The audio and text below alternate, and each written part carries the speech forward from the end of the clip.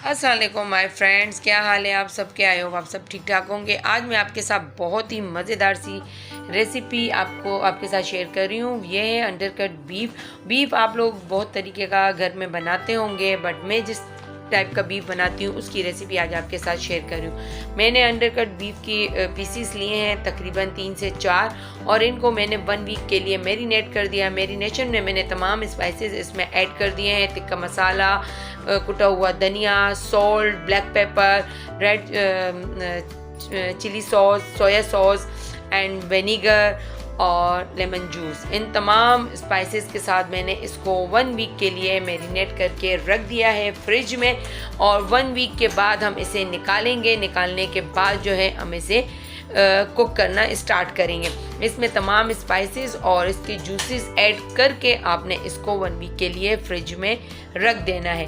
यहाँ मेरा 1 week complete हो गया है। ये आप देख रहे हैं पीसेस को मैंने एक बड़ी सी कढ़ाई में ये तमाम पीसेस ऐड करने हैं और इनको अच्छे से पकाना है। मैं अंडरकट बीफ को अच्छे से पका लेती हूँ। पकाने के बाद इनको अच्छे से जो है ना कुक करने के बाद ही मैं इनको फ्रिज में स्टोर करके रख देती हूँ।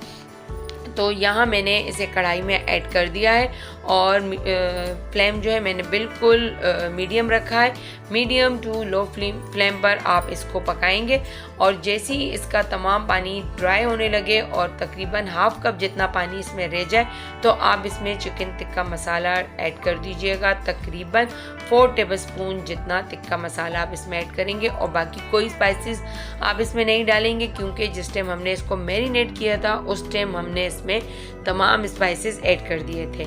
इसमें तकरीबन 3 टेबलस्पून जितना मैंने ऑयल लिया है, और उसके साथ ही अब मैं इसकी अच्छे से बुनाई करूँगी। ये अपने ही पानी जो है जितना भी बीफ का निकलेगा ये उसी में ही ये कुक हो जाएगा और अच्छे से गल जाएगा। तो यहाँ आप देख रहे हैं मैं इसको अच्छे से इसकी बुनाई करूँगी। बुनाई मैंने इसकी तकरीबन आधा घंटा मैंने इसको अच्छे से भुना है। भुनने के बाद आप ये देख रहे हैं कि बीफ कितना अच्छे से मेरा कुक हो चुका है। अब मैं इसको इसी तरह जो है एक जार में ऐड करके बॉक्स में डाल के और मैं इसे फ्रिज में रख दूँगी।